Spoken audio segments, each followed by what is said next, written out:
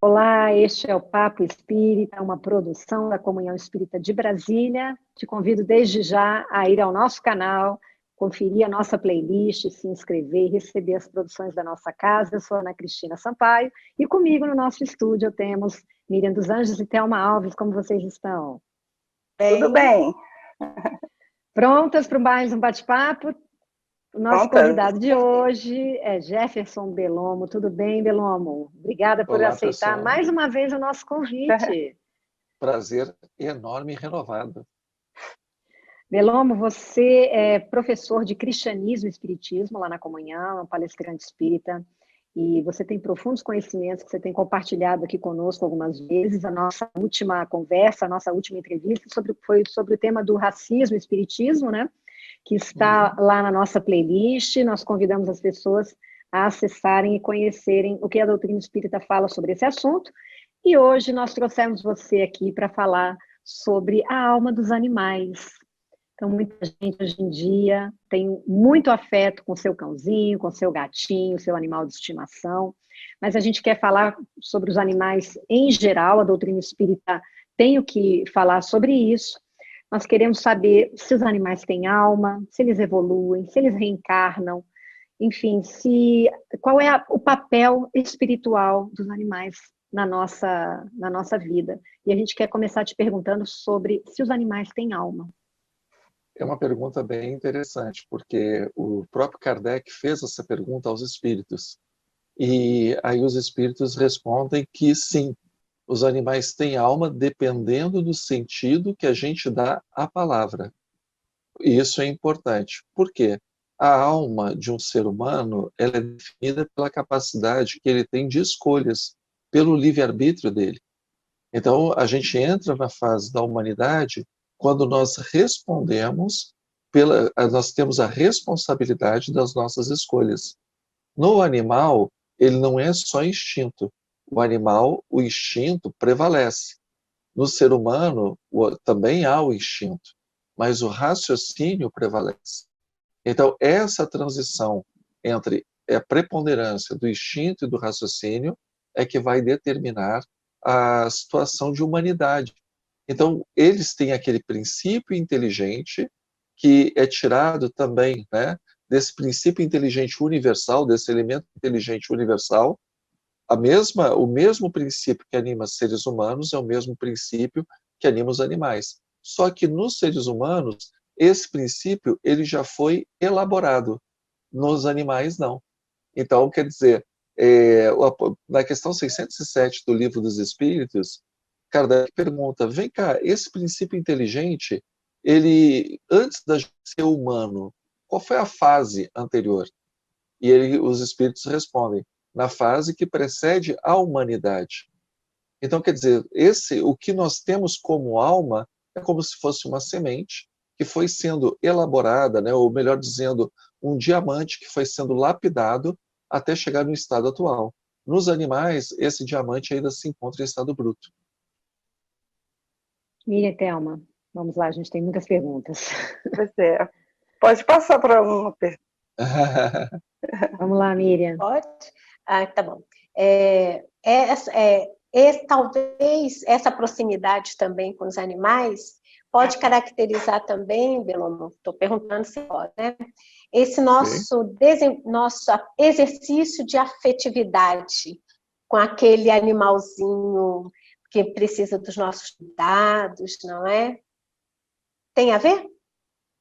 Sim, eu acho curioso porque o animal desperta muitas vezes na pessoa o que um outro ser humano não desperta.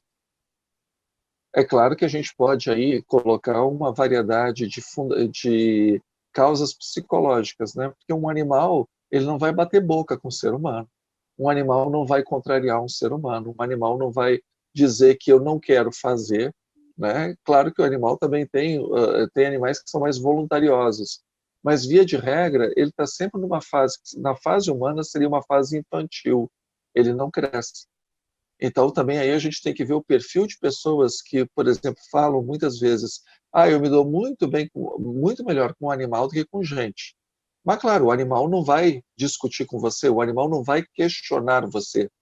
O animal não vai chegar para você e falar, eu não concordo. Então, as pessoas que têm esse curso, é bom elas refletirem por que elas preferem a companhia dos animais. Afinal de contas, a gente, enquanto ser humano, é da natureza, é do nosso instinto querer preservar os mesmos da nossa espécie e não de outras espécies. Se chama instinto de sobrevivência, né? Então, até aí normal. Mas o que tem interessante, exatamente pela fragilidade do animal, pela ingenuidade que ele aparenta, ele desperta também no ser humano instintos muito nobres. Então, existem imagens da época do nazismo que, por exemplo, grandes nazistas, né, como Adolf Hess, como o próprio Adolf Hitler, como Goering, fazendo carinho em animal de estimação. Pessoas que levaram milhões de outros seres humanos para a guerra, milhões de seres humanos para serem abatidos, que nem gado, eles tinham um carinho, um amor muito grande pelos seus animais de estimação. Então é interessante a gente ver isso, como o animal ele tem esse condão de despertar, e mesmo em pessoas de atitudes monstruosas, atitudes de carinho e de afeto. Então é uma bênção a gente ter essa convivência. O problema é que algumas pessoas acabam perdendo o controle, né? O cachorrinho, ele olha para nós como se a gente estivesse fazendo parte da matilha. O ser humano olha para o cachorrinho como se ele estivesse fazendo parte da família. São duas visões completamente diferentes. Que o cachorro, quando ele olha para o ser humano olhando para uma matilha, ele quer ser o alfa da matilha. E a gente, muitas vezes, deixa o cachorro mandar na casa mesmo. É impressionante isso. A casa, toda a rotina da casa, gira em torno do animal de estimação. E aí cabe, até na nossa função como espíritas, disciplinar o animal, educar o animal, e não o animal nos disciplinar e educar. Né? Muitas vezes o animal é que leva o dono para passear, e não o contrário. O animal é que determina. Então, normalmente essa relação raramente é equilibrada. Quem ama animal, ama demais. E quem não gosta, detesta. E o ideal não é nenhum dos dois extremos. O ideal é o ponto do meio, é o equilíbrio. Interessante. Pode falar. Fala, Thelma. Pode? Não, Thelma, continua. Não. Tá, eu até lembrando assim, um pouco da minha experiência, porque eu detestava a ponto de qualquer animalzinho chegar perto de mim, eu ficar com medo, aí vinha aquela adrenalina e até animal até que cachorrinho rosnar para mim, aí ficar aquela confusão maluca, né? E aí eu, com meu filho e a namorada, depois ficou nora, eu tive que conviver com um cachorrinho, que eles moraram um tempo aqui, e eles trouxeram, ela pegou um cachorrinho, não pergunte a raça, porque eu não consigo saber, não entendo nada. Você não está tão aprofundada assim, né? Não, aí eu pedi muito para Chico me ajudar, a Francisco de Assis me ajudar a ter essa convivência amigável com o cachorrinho, enfim. Ele ficou aqui, o nome dele, inclusive, é Odin, que ela botou em homenagem ao pai do Thor, né? Então, o cachorro é pequenininho. Enfim, só que o cachorro, uma coisa interessante, que ele não late, que aí já ganha minha simpatia. Ele não late, até para pedir para descer, ele fica gemendo, mas não late. E não faz nada em casa, assim, nem cocô, nem xixi em casa, ele fica passando um dia mal, mas espera para descer. Então, ele é bem educadinho. Ele ficou um tempo aqui, e na época, minha filha veio passar uns dias de férias aqui na minha casa, e meu neto de 1 ano estava no quarto, né, dormindo numa cama alta, inclusive, e aí eu estava na cozinha com minha filha, e o cachorrinho ele ia para a cozinha e ia para o quarto. Ia para a cozinha, ia para o quarto, olhava para a gente, olhava aflita, eu falei, deve estar acontecendo alguma coisa. Aí tá bom. Aí eu fui para o quarto, meu neto estava quase caindo da cama, né?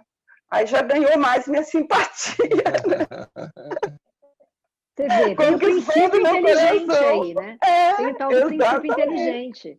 Exatamente. Que é o início, né, do desenvolvimento da alma, não é isso?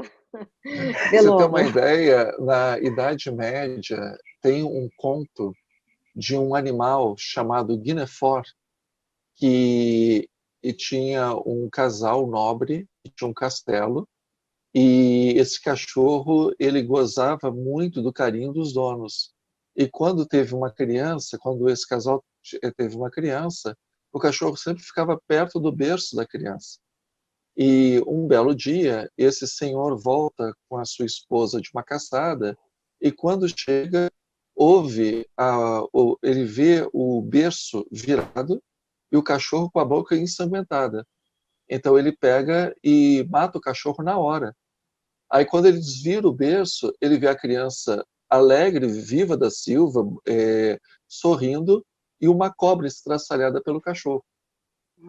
A partir daquele momento, né, ele fica tomado de remorso e ele faz um enterro assim de herói para o cachorro. E a população do vilarejo começa a frequentar o túmulo do cachorro para pedir para o cachorro proteger os seus filhos, que eram bebês. E aí transformam o cachorro em São Guinefort. A partir deste momento, posteriormente, a igreja teve que intervir para destruir o túmulo do cachorro, exumar o cadáver do cachorro, jogar longe, porque estava virando um lugar de peregrinação. Então, o nosso carinho, né, o nosso envolvimento, ele extrapola as linhas da racionalidade. Infelizmente, eu fiquei sabendo da notícia de um médium que se diz espírita na região sul do país, que ele recebe o espírito de não é de qualquer pessoa, não, é o espírito de um deus grego, chamado Hermes Trismegisto. E o tal do Hermes Trismegisto tem um espírito de um cachorro que é o seu cão-guia, né, o seu cão de estimação. E esse espírito, por esse médium, aconselha as pessoas que têm animal de estimação em dificuldade a orarem para o cachorro dele. Então, a coisa vai tomando uma dimensão que não parou na Idade Média, ela chega até os dias de hoje. Como eu falo, né, quem gosta de cachorro, às vezes gosta tanto que perde a noção de que é um animal. Merece todo carinho, todo respeito, mas é um animal. Eu, quando passeio com o cachorro das minhas irmãs, eu não tenho animal doméstico, mas sempre que eu visito minhas irmãs, a minha mãe, eu adoro os cachorrinhos delas. Aí eu passeio e o pessoal diz assim, nossa, que bonitinho, morde. Eu só respondo, é um cachorro. Mas como é que eu vou garantir que um cachorro não morda? Ele só pode sentir um cheiro estranho, uma vibração estranha, que ele muda na mesma hora o temperamento dele. Né? Então a gente tem que botar sempre em equilíbrio que o ser humano, quando recebe um animal de estimação para os seus cuidados, é para que ele, ser humano, se imponha e eduque o animal. E não o animal educar o ser humano, que muitas vezes a gente vê. Então, tanto essas histórias do Guinefort quanto o cachorro desse pretenso Hermes Trismegisto acabam tomando conta da situação. E a gente tem que ter o equilíbrio, né? Então, a história que a Thelma me contou me lembrou muito do cão Guinefort. Ó, nada de acender vela pro cachorrinho depois, nada de acender vela no dedinho, viu? Ele na dele, eu na minha. Mas só a ganhou gente minha simpatia. Belombo, dizem que os cães reencarnam logo após o desencarne e podem retornar para a mesma família. Isso é verdade? Esse assunto é bem interessante porque na obra de Kardec, Kardec diz que quando os animais desencarnam, eles reencarnam logo em seguida. Eles não ficam na pátria espiritual como o próprio vocabulário kardeciano, né, na erraticidade, por um período muito longo. E faz sentido, porque eles não vão desenvolver o raciocínio, os sentimentos como o ser humano desenvolve na erraticidade. Como a matéria prepondera bastante no estímulo dos animais, é muito natural que eles reencarnem com rapidez, porque é a matéria que dá estímulo aos animais. A fome, sede, queimadura, mordida, doença, é isso que faz com que o animal ele progrida. Já nós, seres humanos, nós temos dramas que vão além de passar fome e passar sede. Nós temos dramas morais que nos fazem evoluir. Então, por isso que nós ficamos mais tempo na erraticidade. Mas, posteriormente às obras de Allan Kardec, outros tantos médiuns escreveram a respeito da vida no mundo espiritual, e aí, notadamente, o grande clássico são as obras do Chico Xavier na coleção chamada A Vida no Mundo Espiritual, ou a coleção Nosso Lar, ou coleção André Luiz, que ele coloca bastante a influência dos animais no mundo espiritual antes deles retornarem. Eu, particularmente, não vejo problema nenhum, porque na prática mediúnica existem muitos relatos de animais auxiliando em resgates nas regiões mais complicadas do umbral, nas regiões onde o acesso é mais difícil, e esse princípio inteligente desses animais ajuda nesses resgates. Agora, seguindo aquele lado bem equilibrado kardeciano, eu diria que é a conferir. Precisamos de mais estudos a respeito, precisamos de mais médiums por diferentes espíritos, por diferentes médiums, em diferentes centros, corroborarem melhor essa situação. Mas tudo indica que certos animais reencarnam com uma rapidez enorme, outros, como são mais inteligentes, outros, como já têm uma sensibilidade maior, eles podem ficar mais tempo na espiritualidade auxiliando os homens. Tem gente que radicaliza e fala assim, Kardec nunca falou disso, logo não existe. Mas a gente tem que entender que o próprio Kardec, ele assumia a característica progressiva da doutrina espírita, que ele não tinha esgotado todos os assuntos, que muitos assuntos precisavam de uma sedimentação para depois serem discutidos, então ele não entra nesse mérito, e também que ele não teve tempo hábil para abordar todos os assuntos do Espiritismo, que vários assuntos seriam abordados após o seu desencarne. Nos textos dele, ele deixa essa consciência.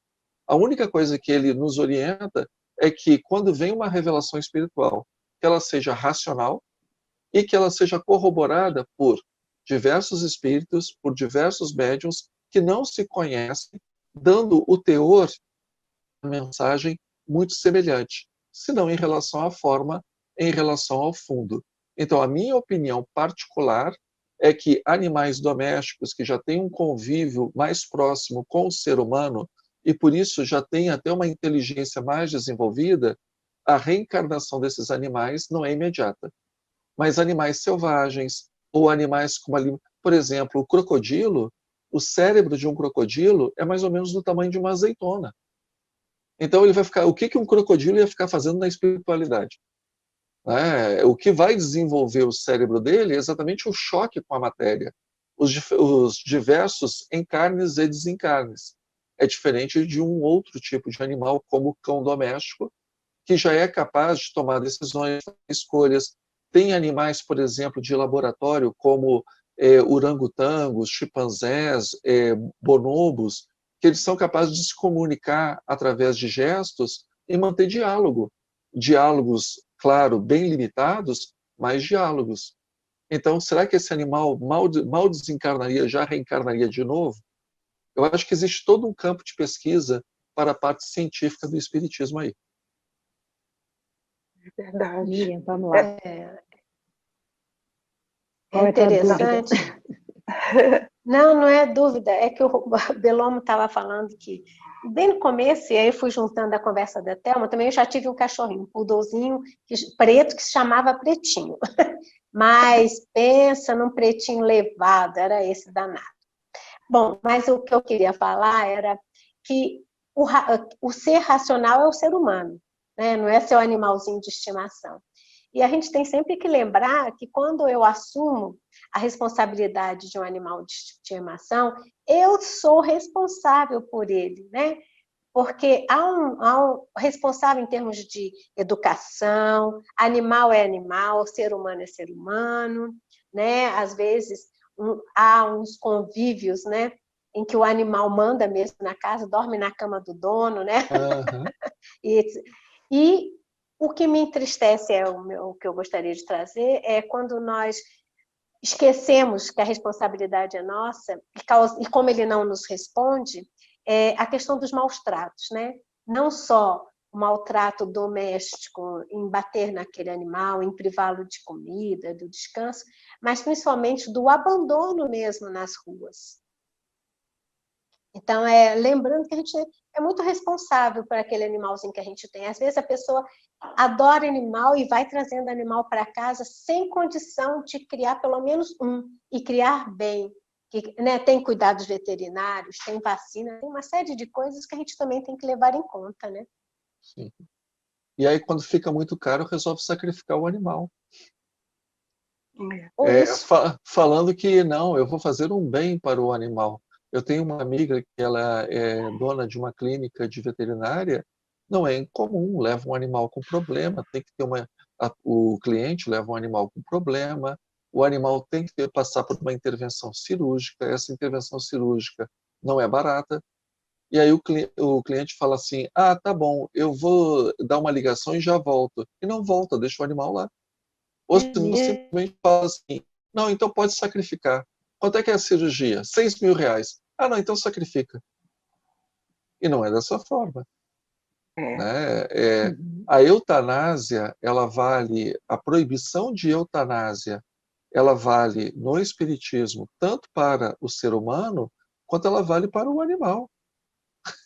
As pessoas não param para pensar nisso. Países ditos, né, que nós brasileiros ou outros países do chamado terceiro mundo falam assim, não, países evoluídos. Evoluído pelo mútuo, né? Porque do ponto de vista espiritual, a evolução de um grupo é a evolução moral.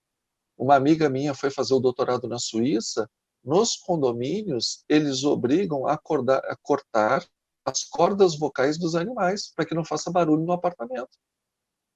Aí eu me pergunto, que evolução é essa? A gente para assim, não, eu vou mandar castrar o meu gato para ele não miar. Para e pensa, né? Você pega um animal de estimação, põe no seu convívio, para você pegar e mutilar o animal, porque é uma mutilação, e acha que está tudo bem?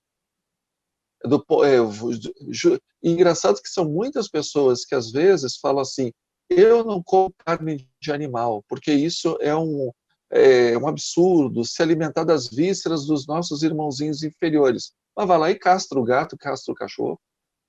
Castrar é mutilar.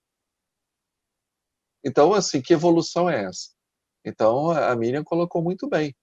Trouxe para a nossa responsabilidade. Eu, particularmente, não acho interessante quando eu vejo uma pessoa, um adulto falando com um cachorro ou um gato, como se fosse falando com um bebê, e ainda fala, mamãe te ama, papai é... Não, é um cachorro, é um gato, não é filho. Mas muita gente faz isso agora, né? Mas né, direto. Agora tem gente... as vovós dos cachorrinhos, dos gatinhos. E aí a pessoa não entende que quando ela faz isso, ela está projetando alguma coisa num animal irracional. Não é bom. Animal é animal, gente é gente. Porque o animal não te vê como mamãe, papai. Ele te vê como um outro cachorro, um outro gato, e ele é o chefe da matilha. Uma vez eu li num livro sobre adestramento de animais, que fala o seguinte, cachorro mal educado é dono mal educado. E repara isso em criança também. Crianças mal educadas são pais mal educados, são pais que não souberam educar. Então, isso no animal, quantas vezes, né, exatamente nesses passeios que às vezes eu dou com o cachorrinho, vem um outro sem coleira e vem correndo para cima da gente. Ninguém é obrigado a gostar de um cachorro sem coleira vindo para cima. Ah, ele não morde. Conversa, é cachorro. Como é que você vai garantir que um animal irracional não morda? Não tem como garantir isso. Então, quando a gente abre mão disso, nós estamos abrindo mão da nossa racionalidade, do nosso posicionamento humano. E veja bem, não é disciplinar o animal na base da vara, do grito, dos maus tratos, ninguém está falando isso. A gente só está dizendo que o ser humano tem que assumir a sua postura de humano, porque senão ele nunca vai ser um bom dono de um animal. E o animal merece todo respeito, todo carinho, por isso que eu comecei a minha fala dizendo, o que tem de país de primeiro mundo, como todo mundo elogia a Suíça, mutilando as cordas vocais de um animal, mutilando, por exemplo, a genitália de um animal, para que o gato não mie, para que o cachorro fique mais calmo. Está errado isso. Cortar as orelhas, para que as orelhas fiquem esteticamente mais bonitas, né? Cortar o rabo. Isso se coloca na situação. Então, isso gera uma responsabilidade nossa muito grande em relação a esses bichos. Aí, nós, enquanto seres humanos, temos que agir como humanos. A gente não pode abrir mão do nosso posicionamento. Porque se a gente abre mão do nosso posicionamento, aí a gente faz parte da matilha e quem vai determinar os rumos da nossa casa vai ser o gato, o cachorro, o passarinho, o jabuti, por aí vai. Uhum. Nossa, Agora, é muito Beloma, importante colocar isso para todos nós. e me diga uma coisa, os animais têm percepção mediúnica? Porque a gente ouve muita história, né, de que o cachorro está latindo para o nada, e aí as pessoas, nossa, ele está vendo alguma coisa. Como é que é? Como é que funciona isso?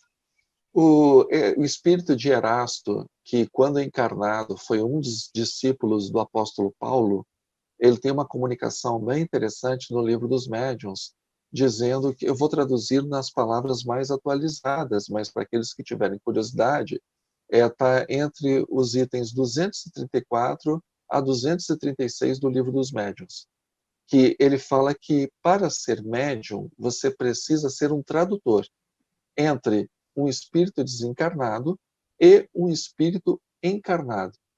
Então, o animal, ele não tem como traduzir para a linguagem humana o que um espírito está falando.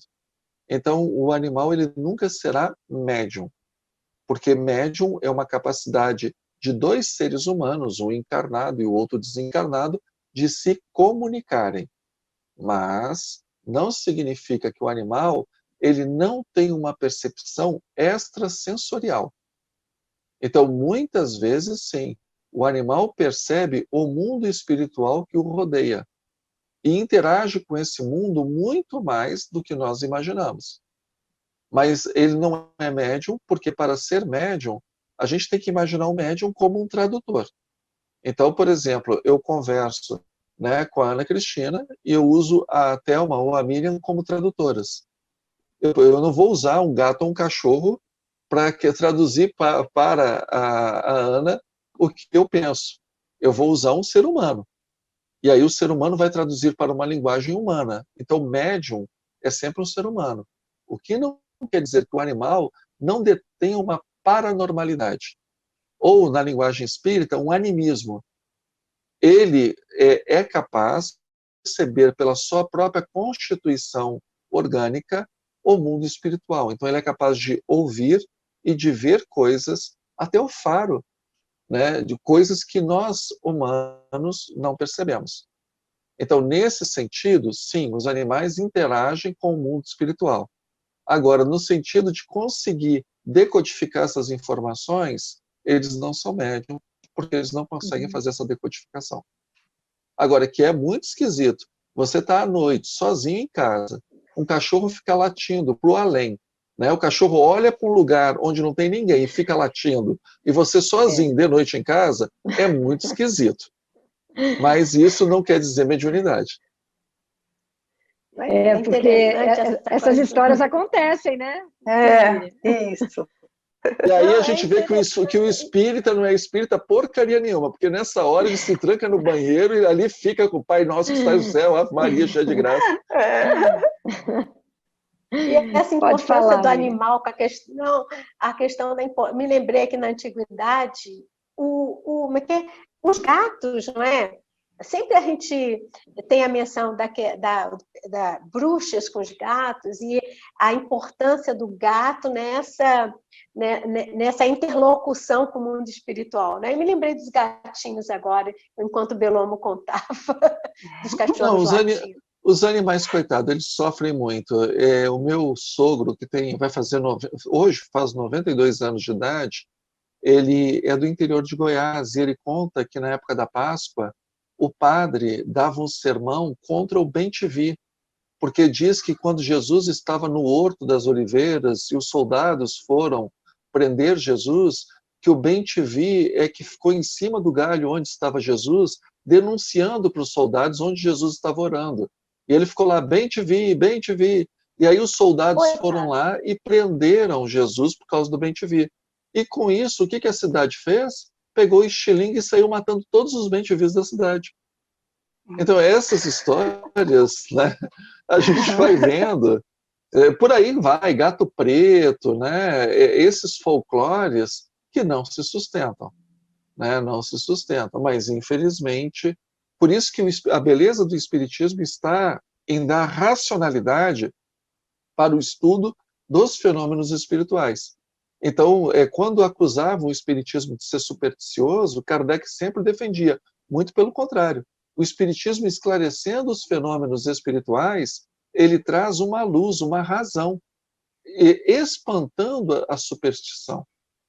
Então, cabe a nós fazer isso. Agora, Bellomo, como é que funciona essa evolução dos animais? Nós todos já fomos animais, os animais serão humanos um dia. Explica qual é a visão da doutrina espírita sobre isso. Kardec ele teve muito cuidado com isso quando ele tratou do assunto. Primeiro que o fato de se relacionar com espíritos já era visto por muitas pessoas da época dele, e diga-se de passagem, por muitas pessoas da nossa época, como alguém que já tem um parafuso solto, né? Você dizer que acredita em se comunicar com gente morta, que é assim que o leigo, né, se refere, você já tem um parafuso a menos. Então, quando Kardec foi abordar determinados assuntos, ele era um cara muito comedido, ele não dava um passo maior do que a perna, ele sempre foi muito comedido nas colocações dele. Então, quando a gente lê o Livro dos Espíritos, a gente vê que ele coloca animal é animal, ser humano é ser humano, mas ele diz que o princípio inteligente é tirado de um todo inteligente que é comum a seres humanos e pessoas. Isso na primeira edição do Livro dos Espíritos. Quando houve a segunda edição do Livro dos Espíritos, a grande discussão que havia na sociedade naquele momento era a teoria da evolução das espécies de Darwin. E aí Kardec, colocando a teoria de Darwin realmente como ela é uma teoria. Podem reparar, as pessoas falam assim, teoria da evolução das espécies. Porque não existe ainda uma comprovação cabal, mas tudo aponta que Darwin estava correto. Mas não tem uma comprovação cabal que a evolução das espécies se dá da forma como Darwin definiu. Kardec, observando, na época dele era uma nova teoria, ele também continuou circunspecto, mas abrindo o seguinte aspecto: os corpos humanos podem derivar de corpos animais. Nisso não há problema nenhum. Mas a alma humana, ela apresenta um distanciamento tão grande da alma animal que alguma coisa aí a gente não pode dizer que é igualzinho. Né? No próprio Livro dos Espíritos já fala que a alma humana passou por uma elaboração que o animal ainda está em estado latente. Então, algo que está em estado latente é porque um dia ainda vai se desenvolver. Tem o potencial. Senão, os espíritos não usariam a palavra latente, eles simplesmente falariam, olha, o animal vai ser animal por toda a eternidade. E aí Kardec diz que não há, né, na Revista Espírita de 1864, ele diz assim, quando ele aborda a questão da perfeição dos seres criados, ele coloca como uma teoria também, que de encarnação em encarnação, o animal pode chegar a ser humano. Hoje, com todos os estudos, a gente tem que lembrar que Kardec escreve isso há mais de 160 anos.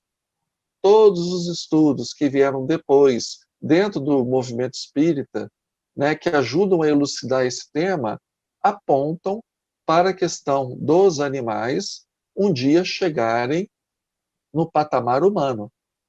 Então, o caminho inverso também pode ser visto. O humano, no passado, ele veio de espécies inferiores. Do ponto de vista biológico, físico, isso já assim, é muito pouco provável de alguém negar, porque o nosso próprio cérebro, o nosso próprio DNA, as circunvoluções da nossa cabeça, da nossa massa encefálica, elas demonstram que foram um aprimoramento de espécies anteriores. Então, não há problema em relação a isso. Mas André Luiz, no livro Evolução em Dois Mundos, ele deixa muito claro que nós somos hoje, né, seres simples e ignorantes que passaram pelas diversas espécies, pelos diversos reinos, até chegar no momento que nós nos encontramos hoje. Então, não há dúvida em relação a isso. O Emmanuel, se eu não me engano, no livro Emmanuel, ele coloca bastante essa questão, né, as pessoas atribuem a Leon Denis, mas essa frase ela está melhor especificada em Emmanuel, que no animal, aliás, no mineral, o espírito dorme, no animal, no vegetal, né, ele tem sensações, no animal ele sonha e no ser humano ele atinge a plenitude. Mais ou menos nessas palavras, eu não estou sendo literal. O que dá uma cadeia de solidariedade. E aí nós voltamos para o livro dos Espíritos. A lei do progresso, ela é válida para todos, inclusive para os nossos irmãos inferiores. Meninas, vamos lá. Algumas perguntas? Thelma? Oh, incrível. Miriam? Não, esse contexto, ele é bastante provocador, né? Porque ele mexe, a gente tem que buscar mesmo referências para que a gente possa responder, e Bellomo fez isso brilhantemente. Porque às vezes a gente se confunde, né? A gente confunde a questão da reencarnação, achando que ser humano pode regredir para o animal, e o animal instantaneamente, depois, né, reencarna como ser humano, quando na verdade o processo é um processo, né, em que o que acontece entre uma faixa e outra, a ciência ainda não nos trouxe evidências, mas o Espiritismo tem nos trazido clareza, né, para que a gente possa pensar um pouco mais dentro dos assuntos que existem. É importante esse assunto, Ana, nesse sentido, para que a gente tenha bastante bom senso, né, quando formos olhar essa questão do plano evolutivo, das várias etapas que passam, várias etapas que o princípio inteligente percorre na sua trajetória evolutiva. Miriam, né? eu vou até aproveitar a tua deixa, porque muitas pessoas acusam o espiritismo por pura ignorância e má fé, que o espiritismo diz que a pessoa pode reencarnar, então se a pessoa comeu demais pode reencarnar como um porco, se a pessoa era irresponsável pode reencarnar como macaco, ou se era uma pessoa muito agressiva pode reencarnar como um lobo. O espiritismo, desde a sua primeira publicação, que é o Livro dos Espíritos, ele sempre combateu a teoria da metempsicose, que é exatamente dessa retrogradação. Atribuem ela a Pitágoras, e Pitágoras teria tirado da Índia. Mas isso são folclores. Pelo contrário, os espíritos dizem que aquilo que nós avançamos é uma conquista que a gente não perde. Então, uma vez que nós saímos da animalidade, chegamos à racionalidade, nós não perdemos a nossa racionalidade. Agora, é interessante quando a gente vê na mitologia grega, né, os deuses do Olimpo, quando queriam punir uma pessoa, e às vezes pelos motivos mais fúteis, elas transformavam a pessoa num animal. Então, por exemplo, as rãs, elas eram um povo que se negou a que uma ninfa com seus filhos, né, que era Apolo e Diana, tomassem água num lago. E aí a punição dos deuses foi transformar todos os habitantes daquela cidade em rãs. Teve um outro que era um caçador e viu a deusa Diana tomando banho nua. E como punição, ela transformou ele num servo, sendo perseguido pelos seus próprios cachorros dele enquanto caçador. Então, isso é o Zeus, né, que escondia as suas amantes humanas, transformando em animais para a deusa Hera, que era sua esposa, não pegar e matar as meninas.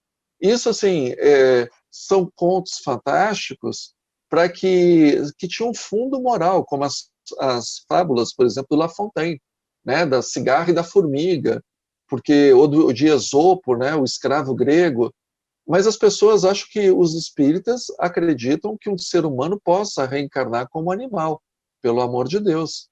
Né? Perguntaram sobre a mediunidade dos animais. Eu achei muito interessante uma vez um programa chamado Terceira Visão, que até que apresentava era o Gasparetto na Rede Bandeirante, que tinha um médium que recebia um golfinho. Nós, enquanto espíritas, quando estudamos espiritismos, a gente vai vendo que tudo isso é desequilíbrio, fascinação, né? Tudo isso é loucura, não tem nada a ver com doutrina espírita. Então foi até bom ter tocado nesse ponto para a gente esclarecer. Para o espiritismo, né, médium não recebe animal, e médium, espíritas ou não espíritas não reencarnam retrocedendo aos animais. Embora muitas vezes no mundo espiritual, aqueles espíritos muito perturbados, eles se veem às vezes como animais, né? Mas não se Uhum. deixam voltar a serem animais. Eles são seres humanos que o perispírito deles fica num estado de deformação muito grande. Mas continuam sendo seres humanos, não mudaram. Só que naquele momento eles estão enlouquecidos. E aí são aqueles casos que a gente vê no grupo mediúnico de licantropia. Mas a gente vê isso no sanatório também. Pessoas agindo que nem feras, né? A gente, por exemplo, pegando na Bíblia a história de Nabucodonosor, lá no livro de Daniel, ele começa a comer grama como se fosse um boi. E age conforme se fosse uma fera. Por exemplo, aqueles meninos que eram endemoniados lá em Gerasa, Jesus, quando expulsa e os espíritos impuros entram nos porcos, eles viviam nos cemitérios como se fossem chacais, mas nunca deixaram de ser seres humanos. Então é bom a gente frisar isso, porque tem médium que, quando vê um caso desse, acha que quem está se comunicando é um lobo. De forma nenhuma. É um espírito em avançado estado de loucura. Isso, é esse cuidado que nós temos que ter quando um médium vê um espírito dessa forma. Então, entender que a pessoa plasma, né, através do perispírito, uma figura, igual pessoas que plasmam, né, como se fosse um fantasma, coisas assim, e confundem, e a pessoa vai e entende que é animal, que é isso, e na verdade não é. Igual, não tem pessoas que colocam a fazer tatuagem e corta a língua e vai parecer mais ou menos com bichos, né? Faz, né? Como se fosse orelha, modifica tudo, é a mesma coisa, só que aqui você está fazendo através de plástica, de cirurgias, de tatuagem, e só que no plano espiritual, exatamente, só que no plano espiritual a pessoa vai plasmando mesmo a forma, e com o tempo ele vai, né, na medida que ele vai entendendo que as coisas não são assim, existe todo um processo de tratamento, a pessoa vai saindo desse processo, né, Beloma? Perfeito. Miriam, mais alguma coisa para colocar? A gente está começando a caminhar para o final do programa. Eu ia colocar a importância do médium perceber, né, a origem da comunicação. O médium, ele também tem que ter estudo. O médium sem estudo, ele não consegue fazer esse discernimento e cai, né, na história de que recebe um animal, né? É importante, acima de tudo, estudar.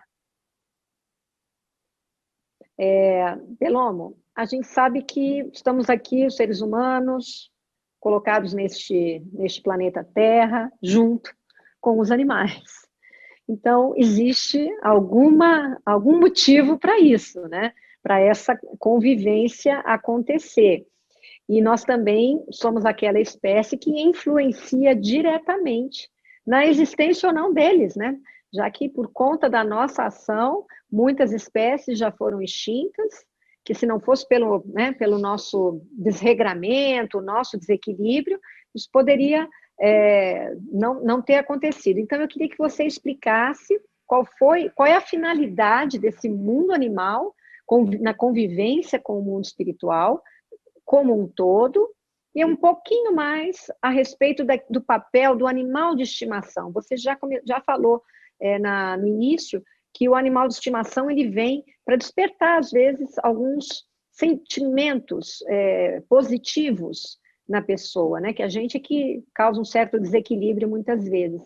Mas essas duas questões, o ser humano nesse planeta e a sua convivência com os animais, o que nós devemos observar em termos espirituais, né, na nossa presença aqui, e o que o animalzinho de estimação pode contribuir com você? Para que ele existe?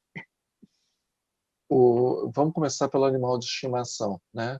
O animal de estimação, ele existe uma atração natural entre o nosso psiquismo e o psiquismo de certos animais que permitem essa convivência e até esse carinho que nós temos. É muito curioso, né? A gente, quando recebe um videozinho, e hoje com as redes sociais, coisa mais fácil que tem é passar videozinho, né? Através de ou redes sociais ou desses programinhas de mensagem instantânea como o WhatsApp, o Telegram, as pessoas passam videozinhos de animal. E é interessante como o animalzinho fazendo alguma coisa engraçada, ele desperta em nós o sorriso. Então, nós temos uma ligação que não é só uma ligação de interesses, como os materialistas querem dizer, né? Que não, o ser humano adestrou o animal com interesse na sua defesa e o animal ficou perto do ser humano com interesse da carcaça, dos seus alimentos. Do ponto de vista espiritual, a coisa é muito mais profunda do que isso. Então, o animal, ele desperta em nós o que nós temos de mais humano, e nós, através da convivência dos animais, nós vamos lapidando aquele princípio inteligente que um dia vai vir a ser uma alma. Então, daí a beleza, tudo na natureza se encadeia. Agora, em relação à nossa convivência enquanto seres habitantes de um planeta, o ser humano ele tem uma responsabilidade muito grande com esse equilíbrio. Ele não pode ser um ponto de desequilíbrio. Quando a gente pega, por exemplo, para ler aquele livro Sapiens, né, do Harari, ele coloca assim, a gente quase que tem que ter culpa por ser humano, porque o ser humano, onde ele entrou, ele devastou tudo. E o autor é de um radicalismo muito grande. Se a gente for ver a maior causa de extinção em massa de espécies no nosso planeta, não foi causada pelo ser humano, foi causada por coisas naturais, como vulcões e meteoros. Quando teve, por exemplo, no período Cretáceo, a explosão de vários vulcões na Terra, sobrou 0,1% de todos os seres vivos. O ser humano nunca fez isso com os outros animais. Né? Quando bateu um meteoro aqui há 65 milhões de anos e acabou com os dinossauros e com diversas outras espécies, quase que sumiu a vida no planeta. Então, o ser humano, sim, ele afeta, mas ele está muito longe de provocar, assim, de ser o maior vilão que a Terra já viu. Agora, nem por isso ele deixa de ter a sua responsabilidade. Nem por isso ele tem que cultivar, porque onde determinada espécie desaparece, todo o equilíbrio da natureza ele é alterado. Uma das espécies que as pessoas quase não falam, mas que se desaparecer ou tiver modificações drásticas, a nossa vida corre risco, é a abelha. Se as abelhas deixarem de desaparecer, toda a polinização fica comprometida. E aí o nosso próprio alimento que garante a nossa espécie pode simplesmente faltar. Então, todo o equilíbrio faz parte. Então, assim, como nós ainda somos seres em processo de evolução, aqui é um planeta de provas e expiações, aqui não tem santo, aqui tem almas que são ótimas em colocar os pés pelas mãos. A gente tem que ter um cuidado redobrado para que a gente não cometa abusos, que depois vai causar um desequilíbrio, que vai se reverter negativamente contra todos. Eu acho que assim, também nunca houve uma geração tão consciente da importância da preservação do meio ambiente como a geração atual. Claro que existe também muito alarmismo, existem países que se utilizam desse alarmismo para colocar interesses econômicos. Isso aí, ninguém é bobo, sabe que existe isso. Mas a parte boa é que sim, Hoje existe uma consciência que nunca houve antes. Então, essa consciência com equilíbrio, eu tenho certeza que o nosso planeta ainda vai longe e a nossa espécie ainda vai ter muitas e muitas reencarnações aqui de progresso.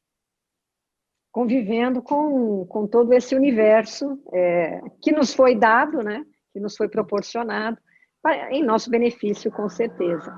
Beloma, acho que ficou aqui uma porção de ensinamentos, né? Nós falamos dessa convivência com os animais de estimação, nós falamos sobre o papel dos animais como um todo, nós falamos sobre como que estamos utilizando os animais, de repente, em algum desequilíbrio nosso, né? Acho que tem bastante coisa aí para a gente refletir. Queria te agradecer, Beloma, mais uma vez. Você falou muito de Kardec, né? E eu acabei me lembrando que nosso último bate-papo não foi sobre racismo, foi sobre quem foi Allan Kardec. Você trouxe uma porção de ensinamentos aqui, muito conhecimento para nós. Quando a gente traz Beloma, sempre tem novidade, né, meninas? A gente sempre fica aqui fazendo perguntas e aprendendo, né? E a vocês que nos assistiram, fica o nosso convite, mais uma vez, para ir até o nosso canal da Comunhão Espírita no YouTube, se inscrever no canal, ativar o alerta, e também, por favor, comentem nas nossas publicações, e deem seu like, compartilhem, caso vocês acham que alguém possa gostar do nosso tema, porque quanto mais likes e comentários, mais o YouTube promove esse nosso programa para outros públicos que não estão lá inscritos no nosso canal. Então, mais gente vai poder ter acesso ao que a gente conversa por aqui. Então, Miriam e Thelma, obrigada também. Então, Nós esperamos vocês na próxima quinta-feira, às 19 horas. Obrigada e até a próxima.